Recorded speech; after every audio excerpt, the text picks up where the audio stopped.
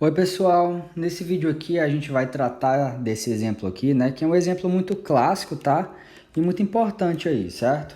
A gente vai dizer quem são todos os subgrupos desse grupo aqui, tá? A gente vai mostrar a cara deles, certo? Então, sem mais delongas, tá aqui a proposição. A gente vai mostrar que todo subgrupo desse grupo aqui vai ser um subgrupo cíclico, certo? Só que no final você vai ver que você vai perceber mais do que isso, né? A gente vai dar mais do que uma informação abstrata como essa aqui, certo? Mas por enquanto é isso, ou seja, eu não sei se você já assistiu outro vídeo, é para ter assistido, né? O vídeo que eu falo sobre subgrupos cíclicos, tá? Um subgrupo cíclico, ele é um subgrupo onde os seus elementos são potências de um certo elemento, tá? Nesse vídeo aí, que é o vídeo passado, a gente define, né, como é que a gente trata essas potências de um certo elemento aí do grupo, tá? Mas enfim, vamos lá. Você vai ver que aqui tudo vai ser bastante palpável, já que a gente está com o melhor grupo do mundo aqui, né? Então vamos para a demonstração disso, né? Aqui eu já coloquei um aviso, né? Que a gente vai lembrar algumas coisas de teoria dos números, mas nada muito complicado, certo? Vão ser só duas coisas, tá? Então vamos lá. Aqui a gente está com um subgrupo desse grupo aqui. A gente quer provar que ele é cíclico. Então, primeiro de tudo, aqui a gente tem um caso que é o caso mais simples de todo, que é o caso em que esse subgrupo que a gente pegou é um dos subgrupos triviais. Não sei se você lembra, mas todo grupo tem pelo menos dois subgrupos, que é o conjunto que tem só o elemento neutro e o próprio grupo, tá? Esses dois subconjuntos aqui de G são os subgrupos triviais, tá? Então, no caso em que o subgrupo escolhido tem só o elemento neutro, que é o zero, né? O zero é o elemento neutro da adição. Então, ele vai ser um subgrupo cíclico porque ele vai ser gerado pelo zero, né?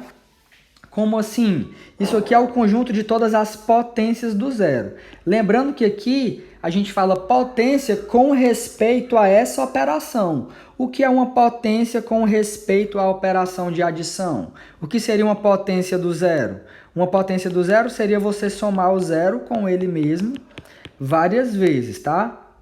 Para esse vídeo aqui, nesse vídeo, como nós estamos tratando especificamente da operação de adição, eu não vou ficar falando potência, tá? Eu vou ficar falando múltiplo, certo?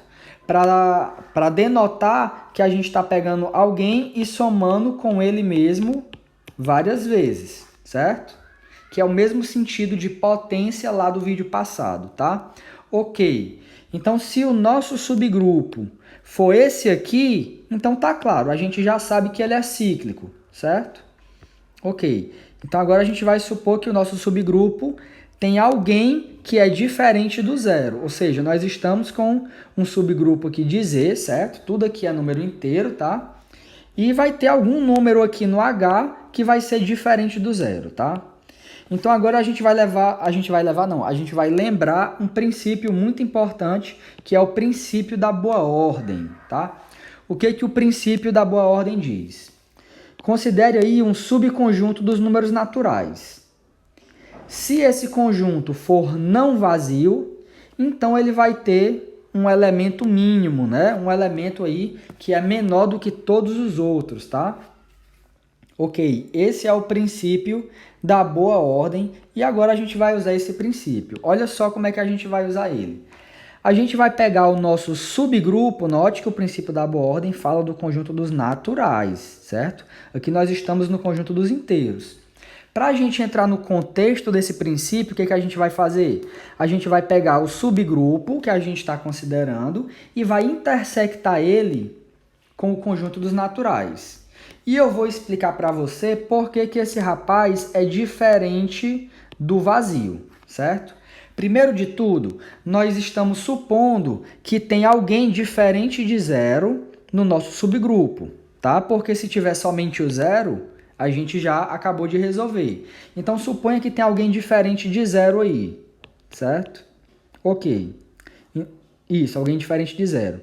nós temos duas opções. Ou esse rapaz é positivo ou ele é negativo. Se ele for positivo, então ele vai estar aqui. Ou seja, isso aqui vai ser diferente do vazio, certo? Então esse caso aqui, ok. Se ele for negativo, o inverso dele, que no caso a gente não vai denotar assim, a gente denota assim, já que nós estamos com essa operação, o inverso dele vai ser positivo, se ele for negativo, né? Então, mais uma vez, a gente conclui que isso aqui vai ser diferente do vazio, tá? Então, como nós estamos com um subconjunto dos naturais, porque isso aqui está dentro dos naturais, né? E esse subconjunto dos naturais é diferente de vazio, então nós temos que esse conjunto aqui possui um elemento mínimo e nós já demos um nome para esse elemento mínimo. Vai ser o A0, tá? Então vamos lá. A gente tem um subgrupo, a gente pegou esse subgrupo e intersectou com o conjunto dos naturais. Eu já expliquei para vocês por que isso aqui é um conjunto não vazio, certo? Diferente do vazio, tá? E aí segue do princípio da boa ordem que esse conjunto aqui vai ter um elemento mínimo, que é o A0, certo? Aí você pode estar se perguntando, ok, mas o que isso tem a ver? Eu tenho que provar que esse subgrupo é cíclico. O que tem a ver eu pegar um menor elemento? Você vai ver agora. Ó. O que a gente vai fazer é o seguinte, a gente vai provar que todo elemento do nosso subgrupo é um múltiplo desse menor elemento, desse menor inteiro positivo daqui. É melhor dizer assim, certo? Ou seja, a gente vai mostrar, em outras palavras, que o H é igual a isso aqui, certo?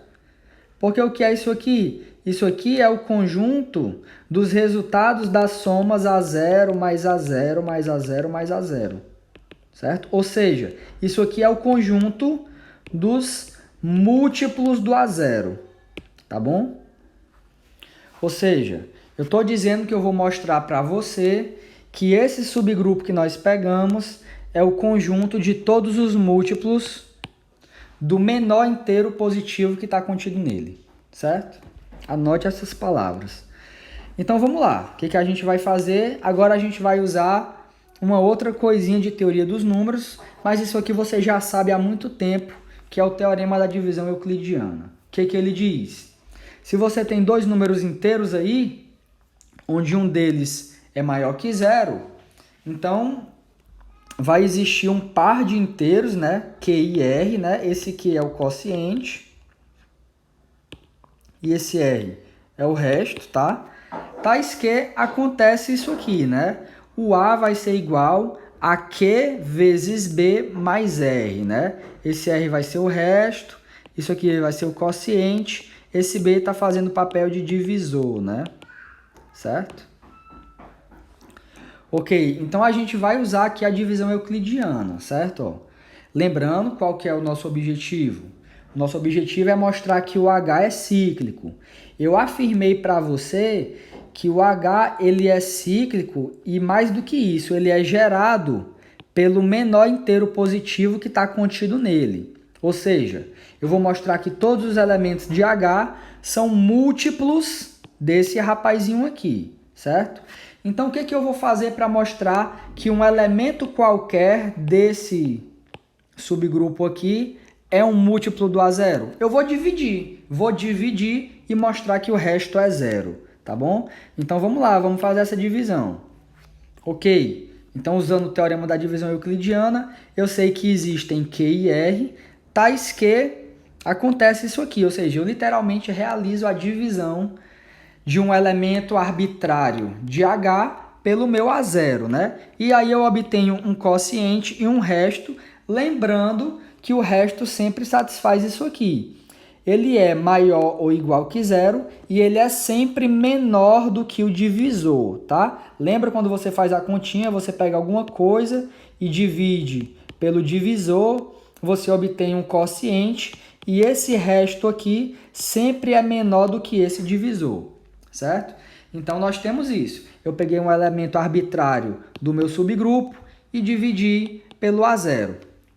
Eu encontro um quociente e um resto e eu sei que esse resto, ele com certeza vai ser menor do que o meu A0, tá? E isso aqui vai ser muito importante. Lembrando, qual é a minha missão? É mostrar que esse rapaz é um múltiplo do A0, ou seja, a minha missão é mostrar que o resto é zero, tá? Então, vou mostrar para você aqui que o resto é zero. Primeiro, se o resto for zero, acabou, né? Porque aí eu concluo, né? Acabou porque eu concluo que o x vai ser igual a zero vezes q, que é exatamente isso aqui que eu escrevi acima, tá bom? Ou seja, eu provei que x é uma potência, né, entre aspas, porque no caso o nome potência não é muito legal, a gente está usando múltiplo, né? Então ele vai ser um múltiplo de A0, ou seja, ele vai estar nesse conjunto aqui, certo? Ok, agora a gente vai tratar o caso em que R é maior que zero. Lembrando, qual que é a minha missão? Minha missão é mostrar que o R é zero. Se eu vou tratar esse caso, o que eu tenho que encontrar? Eu tenho que encontrar uma contradição. Então, vamos ver qual é a contradição que eu vou encontrar aqui, ó. Vamos lá. Lembrando, eu vou subir aqui para você ficar olhando, ó. Do teorema da divisão, nós temos isso aqui, certo? Daí, o que a gente tem? O nosso R vai ser igual a x menos isso aqui. Qual é uma forma estratégica de eu escrever menos isso aqui? É essa aqui, ó. Isso aqui, deixa eu ver se eu destaquei. Não destaquei. Isso aqui é A0 mais A0 mais A0, Q vezes, tá? E aí, colocando o sinal de menos aqui na frente, fica claro que isso é igual a menos Q vezes A0, tá bom? Se você somar um número com ele mesmo, Q vezes, isso vai ser Q vezes ele, né? E aqui tem um sinal de menos na frente, ou seja, R é igual a x menos Q vezes A0, tá? Eu estou usando literalmente isso aqui, certo? Ok. O que acontece, né? O que a gente conclui com isso aqui? Lembre o seguinte, x é um elemento do subgrupo lá, né? Nós pegamos um elemento arbitrário aqui do nosso subgrupo. Ok. Esse rapaz aqui é o quê? Esse rapaz aqui, ele é o inverso desse rapaz aqui.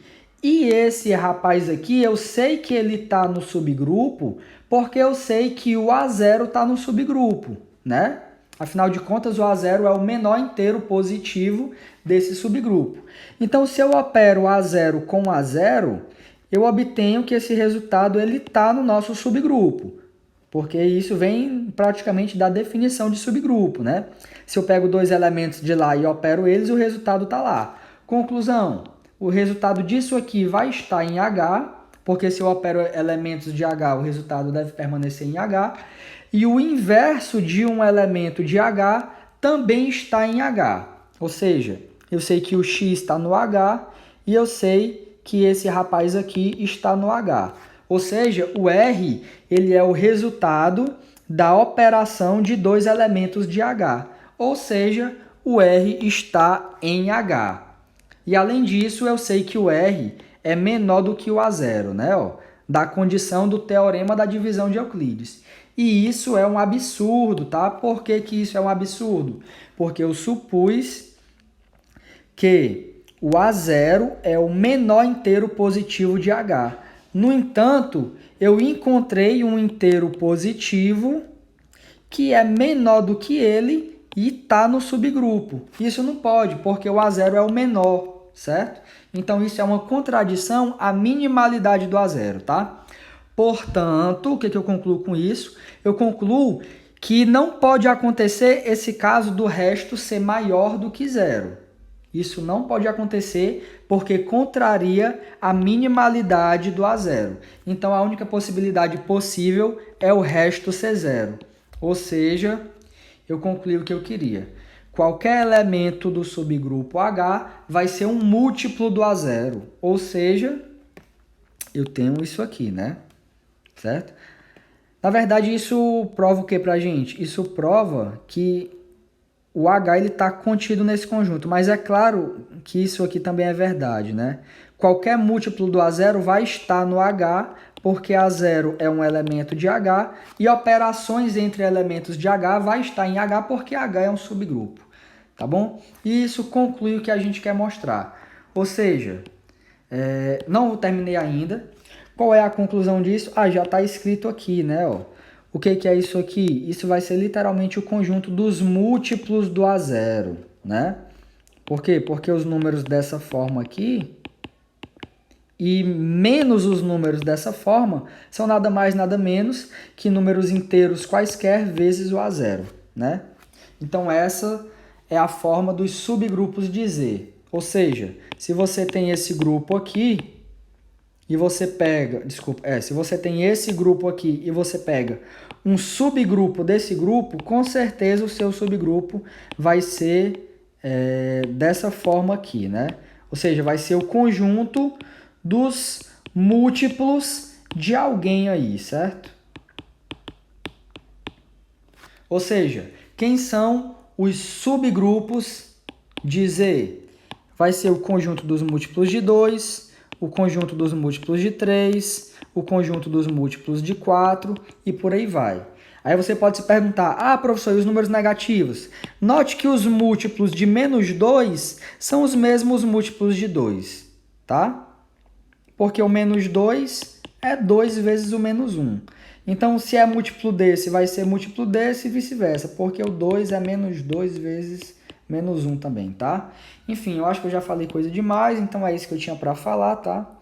Se você assistiu o vídeo até aqui, deixa um like. E é isso, tá? Muito obrigado aí pela sua atenção e até o nosso próximo vídeo.